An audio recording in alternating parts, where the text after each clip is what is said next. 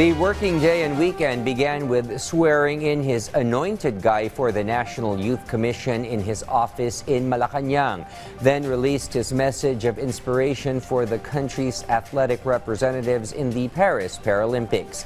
Later on, he officially received visiting guests of Vietnam's Defense Ministry, who called on him for increased bilateral relations and to find a peaceful solution to the disputes in the West Philippine Sea, as our Kenneth Paciente wraps it all up in this report.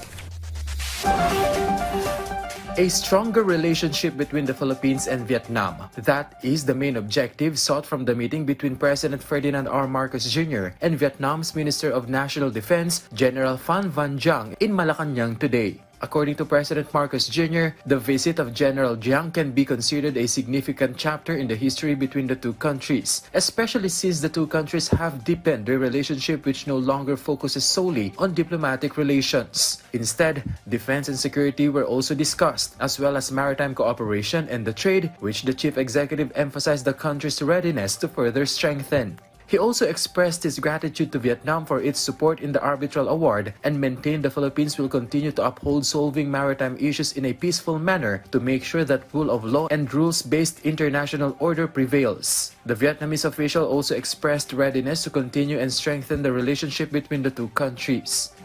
President Marcos Jr. approved the deployment of military and police for the plebiscite to be held tomorrow in Caloocan City. Based on Memorandum Order No. 31 signed by Executive Secretary Lucas Bersamin, the President agreed to the Comelec's request to deputize soldiers and police for the plebiscite aimed at ratifying the division of Barangay Bagong Silang into 6 separate barangays. The President also led a meeting with the Private Sector Advisory Council Infrastructure Sector Group. Here, the government's steps to improve water distribution in Metro Manila were threshed out with the aim to prevent water wastage and mitigate flooding. The President reiterated that government's efforts will continue to improve the lives of Filipinos by building infrastructure that lowers electricity rates, ensures a steady supply of water, and provides quick response measures to flooding.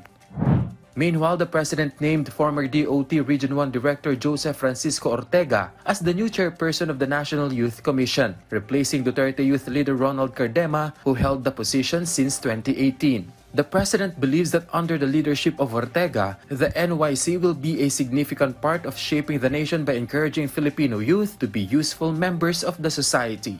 Kenneth Paciente from the National TV Network for a new and better Philippines.